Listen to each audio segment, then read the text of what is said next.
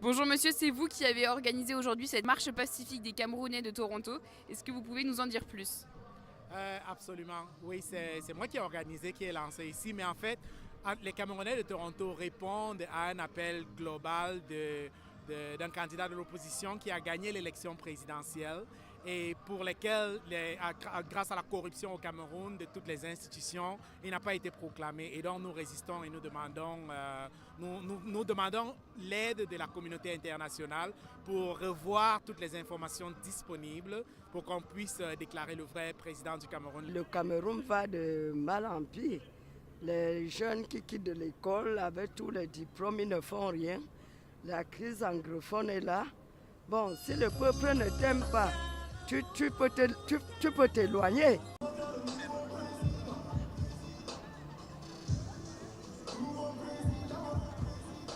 Le président en a 86, mais cependant, il n'est pas prêt à laisser le pouvoir quand bien même il perd aux élections.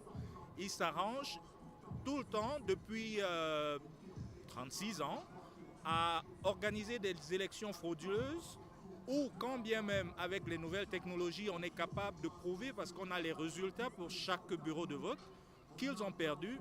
Ils s'arrangent à nous revenir avec des résultats à la russe, où le président est toujours tout beau et il gagne partout avec 71-72%, alors que le pays va mal, alors qu'on n'a pas d'infrastructure, alors qu'il n'y a pas de route, alors qu'il n'y a pas des hôpitaux, alors que des enfants vont à l'école sous des arbres.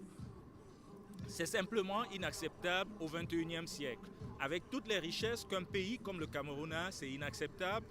Aussi, il dit qu'il a gagné les élections dans les régions anglophones. Or, tout le monde sait très bien que les deux régions anglophones sont en guerre depuis 2 ans. Tous les villages sont déserts et personne n'a voté. On ne comprend pas comment il a gagné dans ces villages à 100%. Et comment les gens qu'il est en train de tuer peuvent l'avoir voté. Ça n'a pas de sens. Donc, rien que ça, c'est suffisant pour dire que les résultats officiels sont faux.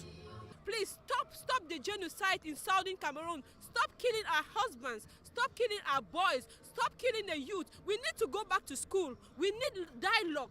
I'm pleading for the government to sit and dialogue. There is no country, there's no government without dialogue.